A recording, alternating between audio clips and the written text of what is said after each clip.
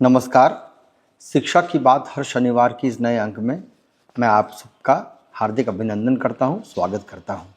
आज हमारे बीच आपके प्रश्नों के उत्तर देने के लिए शिक्षा विभाग के अपर मुख्य सचिव डॉक्टर एस सिद्धार्थ हमारे बीच उपस्थित है। मैं आपका हार्दिक अभिनंदन करता हूं, स्वागत करता हूं सर।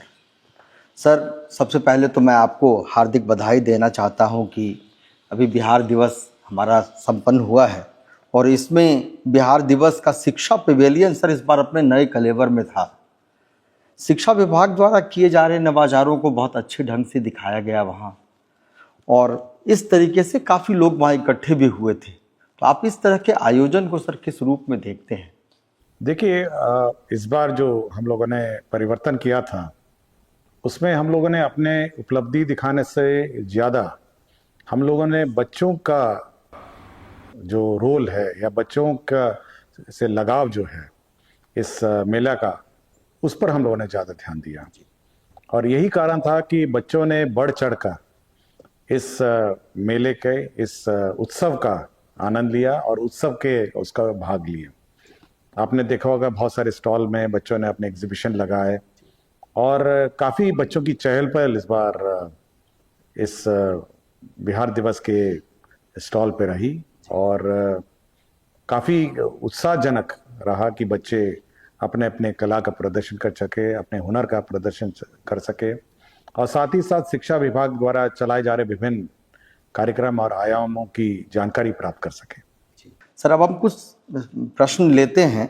कुछ स्थानांतरण पोस्टिंग से संबंधित भी कई प्रश्न हैं।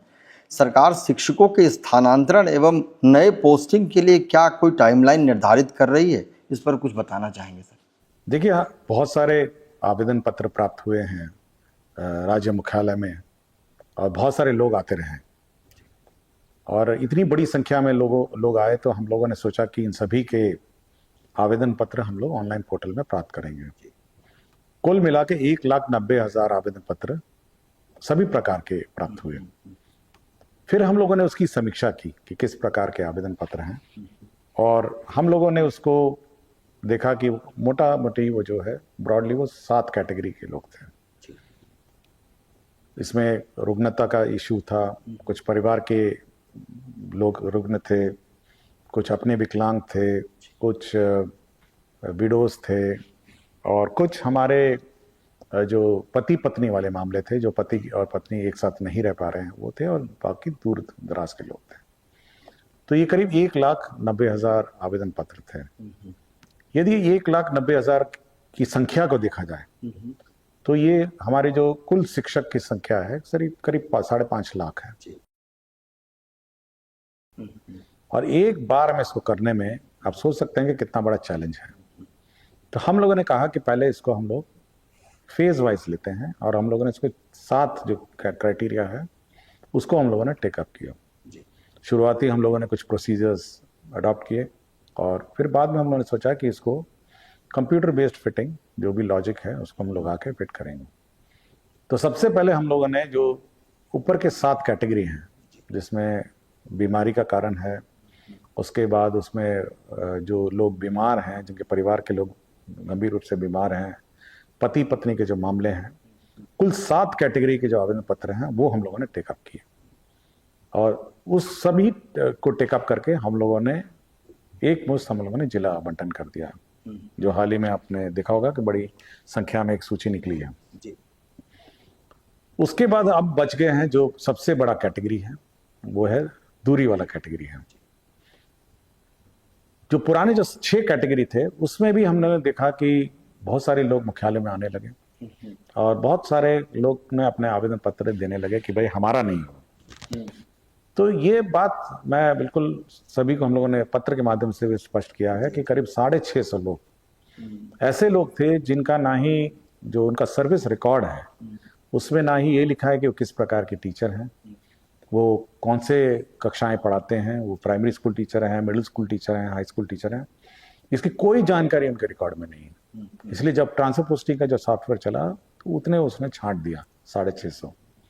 हम लोगों ने ये कहा है कि वो 650 जो टीचर हैं वो अपना सर्विस रिकॉर्ड पहले पूरा करें ताकि हम लोग जो ट्रांसफर पोस्टिंग है वो हम लोग टेकअप करेंगे। तो इस पूरे एक्सरसाइज के बाद ये जो फर्स्ट 6 कैटेगरीज हैं, तो ये फर्स्ट 6 कैटेगरी कंप्लीट हो जाएंगे।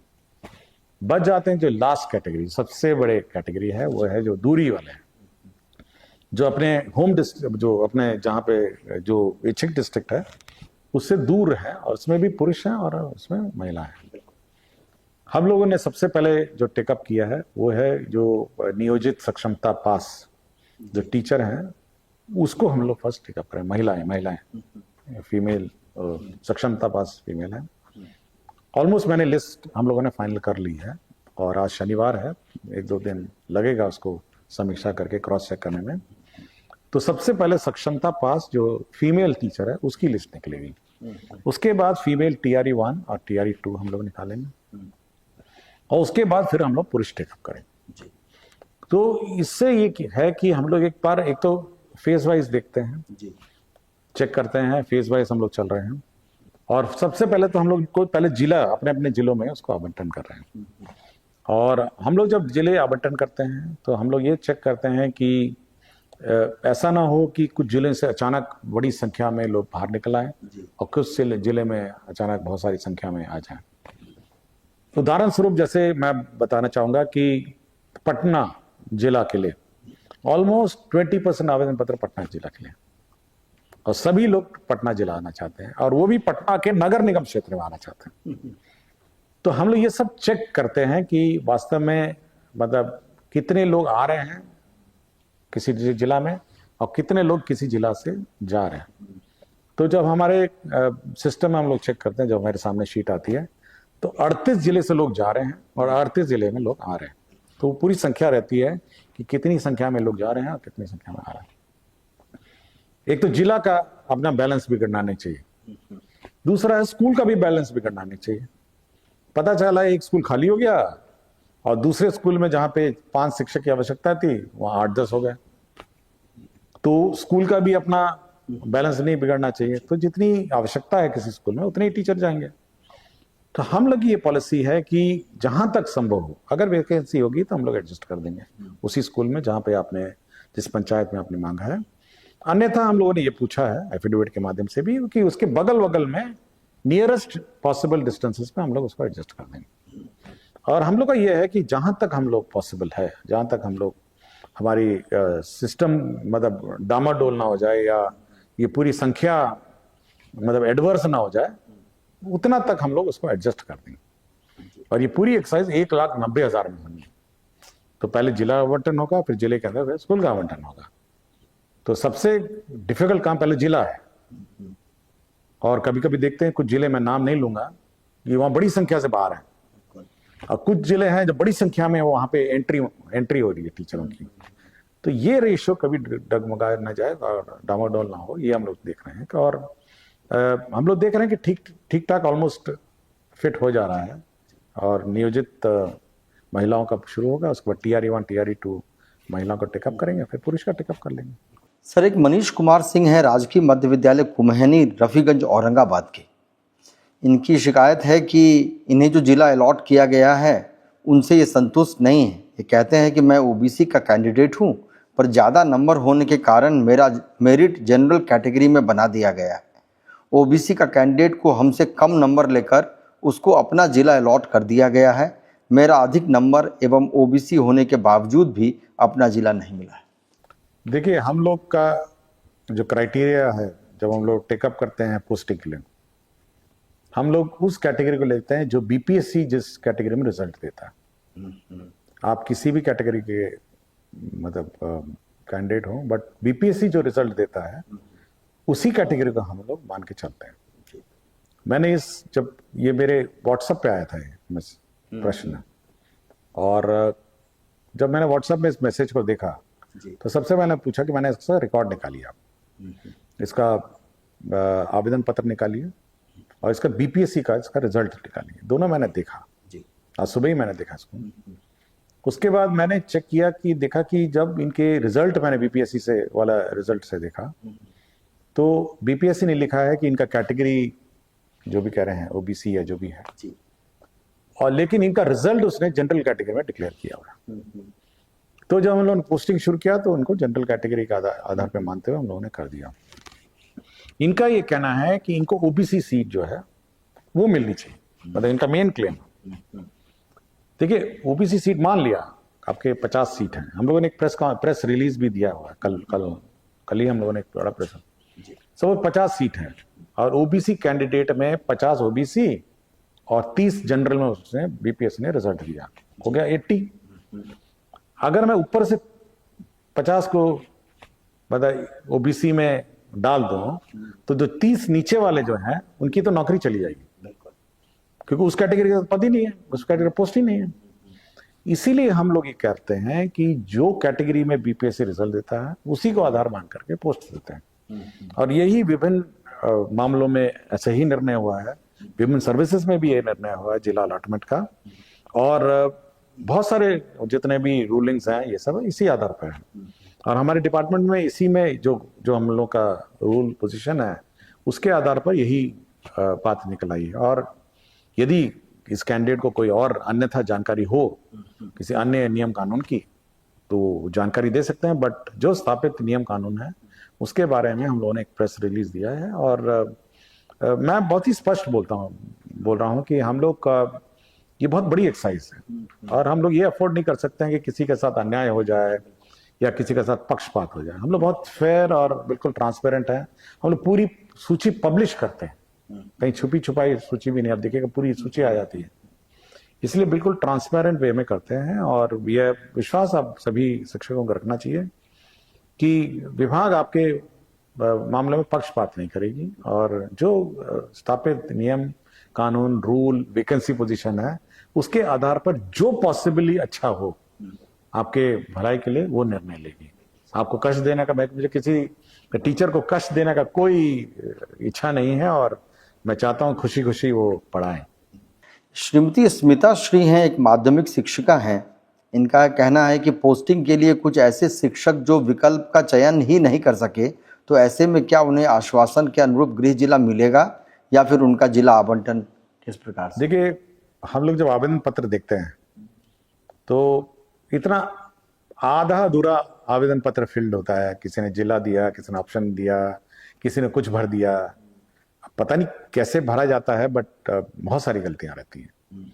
और हम लोग का ये है कि ये कंटिन्यूस प्रोसेस है, लोगों से आवेदन लेना, उनका पोस्टिंग करना, ये कंटिन्यूस प्रोसेस है, ऐसा नहीं है अभी 1,90,000 पे हम लोग कंसंट्रेट कर रहे हैं, किंतु ये जब एक्सरसाइज कंप्लीट हो जाएगी तो फिर आगे भी आवेदन पत्र लेते रहेंगे।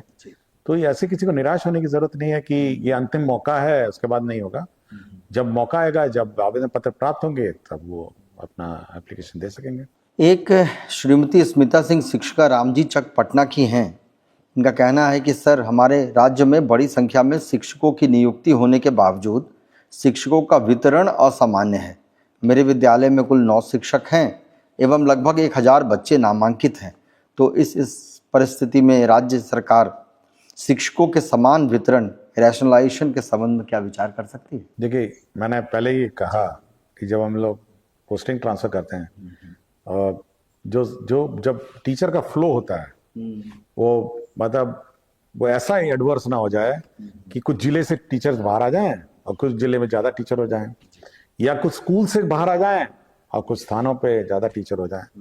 तो ये रैशनलाइजेशन पर बहुत हम लोग मतलब ध्यान दे रहे हैं कि ये गलती नहीं होनी चाहिए, मतलब दिस शुड नॉट हैपन। और हम लोग देख रहे हैं कि देखिए 2 प्रकार का हम लोग रैशनलाइज करते हैं। एक तो इंटर डिस्ट्रिक्ट, एक जिला और दूसरे जिले के बीच में बराबरी का भाव हो, जितने पटना जिला में टीचर हो उतने ही अररिया, पूर्णिया या भागलपुर में हो, और स्कूल में भी एकरूपता होनी चाहिए। अगर 1000 बच्चे हैं तो 40 के हिसाब से ज्यादा टीचर होने चाहिए। तो जो इंट्रा जिला है, जो जिले के अंदर के टीचर का अनुपात है, वो हम लोग प्रथम ट्रांसफर पोस्टिंग में तो देख लेंगे, मतलब मोटा मोटी हम लोग को पता है कि कितने बच्चे हैं क्या है। लेकिन ये जिला स्तरीय स्थापना समिति का भी दायित्व है, जिसको डीएम अध्यक्षता है, कि वो ये इंश्योर करें कि इनके स्कूल के अंदर, उसके जिलों के अंदर जो टीचर और स्टूडेंट अनुपात बराबर रहे। अगर थोड़ा दाएं बाएं चला गया हो तो उसको करेक्ट करें, वो जिला स्तरीय स्थापना समिति है। प्रथम पोस्टिंग हम लोग करेंगे, लेकिन उसके बाद इन्हीं की जवाबदेही है कि अपने जिले के अंदर इसको आप नॉर्मलाइज करके उसको ठीक रखें। सर एक ऐसा कई लोगों ने प्रश्न भी किया है कि इसमें प्रारंभ में ऐसा माना जाता था कि बिहार के बच्चे गणित की मूलभूत संक्रियाओं को हल करने में अन्य राज्यों की तुलना में ज़्यादा अच्छे होते हैं, परंतु एससीईआरटी द्वारा एवं कई अन्य संस्थाओं द्वारा समय समय पर कराए गए उपलब्धि सर्वेक्षण में यह देखा गया है कि बच्चे गणित विषय की मूलभूत संक्रियाओं यथा जोड़ घटाव गुणा भाग की संक्रिया को बेहतर ढंग से अभी नहीं कर पा रहे हैं। क्या सरकार कक्षाओं में गणित विषय को बेहतर करने के लिए कोई सार्थक प्रयास कर रही है? देखिए, ये आर्यभट्ट की भूमि है और जो शून्य है वो उसका आविष्कार इस भूमि पर हुआ।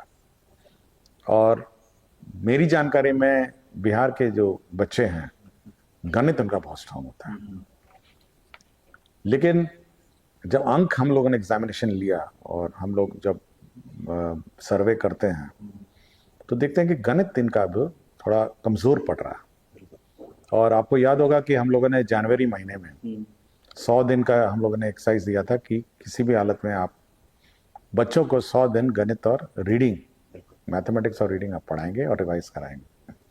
हो सकता है कि थोड़ा कम पड़ गया हो, लेकिन अब गणित पर ज़्यादा हम लोग जोर देंगे।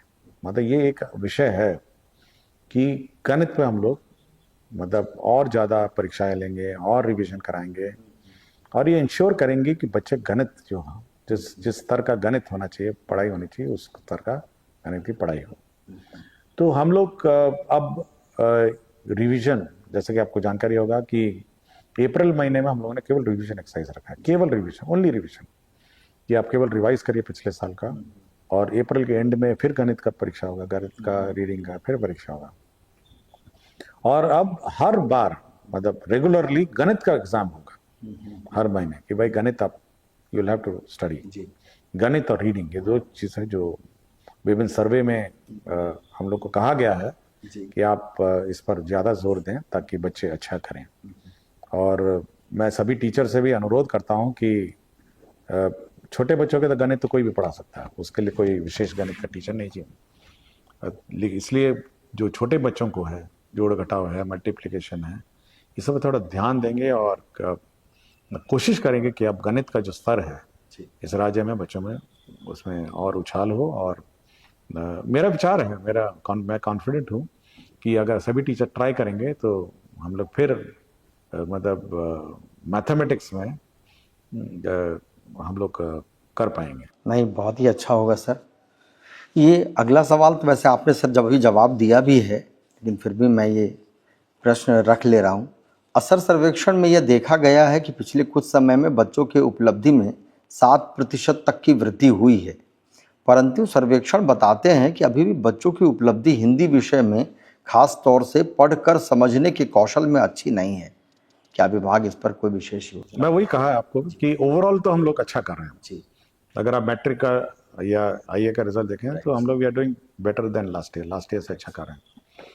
लेकिन जो सब्जेक्ट वाइज हम लोग देखते हैं ना, तो उसमें हम लोग को ये प्रॉब्लम आ रहा है। और मैं टीचर्स से बार बार कह रहा हूँ, बार बार कोशिश करिए कि बच्चों को पढ़ना सिखाइए। रीडिंग कैपेसिटी, रीडिंग कैपेसिटी वो तो क्लास 1, 2, 3 से शुरू होगा, तो रीडिंग कैपेसिटी उसका बढ़ाइए कि बच्चे अच्छा रीडिंग करें। और साथ ही साथ ये कोशिश करिए कि बच्चे मतलब मैथमेटिक्स जो है, मैथमेटिक्स में ये सुधार हो। सर इसी में एक प्रशिक्षण से संबंधित है, इन्हीं छोटे बच्चों के जो शिक्षक हैं उनके लिए फाउंडेशन लिटरेसी न्यूमरेसी के लिए इनका पूछना है। प्राथमिक शिक्षक है नवादा के सर, 6 दिवसीय प्रशिक्षण को और अधिक प्रभावी बनाने के लिए क्या एक foundation literacy numeracy specific module से पेडागोजी संबंधित प्रशिक्षण दिया जा सकता है? साथ में क्या इनका समय समय पर ओरिएंटेशन या उन्मुखीकरण भी किया जाए टीचरों का? देखिए, हम लोग कोशिश कर रहे हैं कि जो FLN बेस्ड टीचिंग है, आपने देखा होगा इस बार बिहार दिवस में FLN बेस्ड एग्जीबिशन भी हुआ था और सभी टीचर्स अपना FLN किट लेकर आए थे और उन्होंने प्रदर्शन किया था। विभाग को मैंने कहा है कि एक तो पहले FLN किट क्या डॉक्यूमेंटेशन करिए कि किस प्रकार के FLN किट हैं, कैसे किट्स हैं, ये सब का आप डॉक्यूमेंटेशन पहले करिए ताकि जो टीचर्स हैं उस डॉक्यूमेंटेशन या उस डॉक्यूमेंट को देके अपने बच्चों को पढ़ाएंगे। साथ ही साथ उस FLN किट को डेवलप करने के लिए चार्ट पेपर है या कुछ भी जो भी सामान है, सामग्री लगता है, वो शिक्षा विभाग उसके लिए पैसा देगा कि भाई आप खरीद के लाइए, बनाइए। और बहुत अच्छे FLN किट्स है, आपके मैथमेटिक्स है, जोड़ घटाव है, ये सब पढ़ाने का बहुत सारे किट्स है। तो हम लोगों ने ये कहा है कि आप FLN किट्स डेवलप करेंगे और उसके माध्यम से पढ़ाएंगे, और एक अच्छा लर्निंग मेथोडोलॉजी है, तो इसको अडॉप्ट करना मेरे ख्याल से बच्चों के हित में अच्छा रहेगा। एक सर, एक प्रश्न है कि भारत सरकार की अभी हाल में शिक्षा के लिए बनाई गई पार्लियामेंट्री कमेटी ने यह अनुशंसा की है कि प्रत्येक कक्षा के लिए एक शिक्षक होना चाहिए। मल्टीग्रेड अथवा बहुवर्गीय शिक्षण बेहतर नहीं है। अब चूंकि विद्यालयों में शिक्षकों की कमी बहुत हद तक दूर कर ली गई है, तो क्या सरकार विद्यालयों को इस संबंध में कोई निर्देश देगी? देखिए, अगर आप टोटल टीचर्स देखें, कुल टीचर्स को आप डिवाइड करेंगे, total number of classes and schools बिल्कुल बराबर बैठता है। मतलब आपको हैरानी होगी कि इतने शिक्षक हैं हमारे पास कि बिल्कुल बराबर हो जाता है। मतलब आप टोटल अप करेंगे, टोटल नंबर ऑफ टीचर्स और टोटल नंबर ऑफ स्टूडेंट्स। लेकिन ये जो असमानता है कि कुछ जिले में कम है, कुछ जिले में ज्यादा है, या कुछ स्कूल्स में ज्यादा है, कुछ स्कूल में कम है, तो ये जो असमानता हो जाती है, इसी में समस्या हो जाती है। तो हम लोग ये कोशिश कर रहे हैं कि स्टूडेंट, टीचर, क्लासरूम, ये रेशो बराबर हो जाए, ताकि कम से कम हर कक्षा का एक टीचर हो जाए। ये मल्टीग्रेड की एक आधा फर्स्ट क्लास और आधा सेकंड क्लास ना चले। मतलब क्लास 1 है तो क्लास 1 चले, क्लास 2 है तो क्लास 2 चले। सर, एक आखिरी सवाल है। एक नारायण झा शिक्षक हैं उच्च माध्यमिक विद्यालय करहरा बेनीपट्टी के। इनका कहना है कि कक्षा 1 से 12 में पढ़ाए जाने वाले सिलेबस अंतर्गत प्रत्येक विषय पाठ्य पुस्तक का अद्यतीकरण यानी रिवीजन का कार्य अनिवार्य लग रहा है। क्या शिक्षा विभाग इस संबंध में कोई कार्य कर रही है? देखिए, हम लोग इस साल हम लोगों ने, लास्ट ईयर हम लोगों ने सिलेबस रिवाइज कर दिया है, और जो नए किताब हैं तो रिवाइज सिलेबस पे हैं, जो अभी छपे हैं, और एक तरह से विद्यालय में है, किंतु अभी रिवीजन चल रहा है, तो इसलिए रिवीजन एक बार खत्म हो जाएगा तो स्कूल में ये उपलब्ध है, बढ़ जाएगा। तो हम लोगों ने इस बार रिवाइज किया, और हम लोग का ये उद्देश्य है कि इस पाठ्यक्रम को नेशनल करिकुलम के अनुरूप किया जाए धीरे धीरे। तो अगला साल जो किताब आएगी, इस साल हम लोग बैठ के उसको नेशनल करिकुलम के अनुरूप उसको कर देंगे। मतलब ये धीरे धीरे उसकी तरफ बढ़ रहा है, और नेशनल करिकुलम जो पूरे देश में जो शिक्षा व्यवस्था है उसके अनुरूप वो किताबें होंगी। हम नहीं चाहते हैं कि किसी मतलब कि वहाँ उसमें हम लोग पीछा हो जाए, और हम लोग रिवाइज कर रहे हैं, और 2-3-4 महीना हम लोग वही रिवाइज करेंगे, और प्रिंटिंग में भी चली जाएगी। तो 1 अप्रैल 2026 की जो किताबें हैं वो नेशनल स्टैंडर्ड्स पर आधारित होंगी, और हमारे बच्चे उस स्टैंडर्ड पे पढ़ेंगे। और हम लोग बिल्कुल इस बार रिवाइज, इसलिए हम लोग का उद्देश्य है कि पहले पिछले साल का कोर्स का रिवाइज करेंगे, नई किताबें इस बार सब्जेक्ट वाइज, चैप्टर वाइज हर महीने पढ़ाएंगे, और धीरे धीरे करते करते हम लोग उसकी नई किताब की ओर बढ़ेंगे। तो मैं उम्मीद करता हूं कि जो टीचर्स हैं हमारे, तो इस हम लोग का जो प्रयत्न है कि हम लोग नेशनल लेवल पे एक रूपता लाएं, और एक राष्ट्रीय स्तर का जो एजुकेशन करिकुलम है उसके रूप हम शिक्षा दे पाएंगे। मेरा पूर्ण विश्वास है कि टीचर्स हमारा साथ देंगे, और इस साल मेहनत करेंगे। और मैं पुनः सभी को इस नए शैक्षणिक सत्र के लिए मेरी बच्चों को और टीचर्स को शुभकामनाएं, और मैं सभी टीचर्स का सहयोग चाहता हूं, और मेरी शुभकामनाएं। नमस्कार। बहुत बहुत शुक्रिया sir, thank you so much.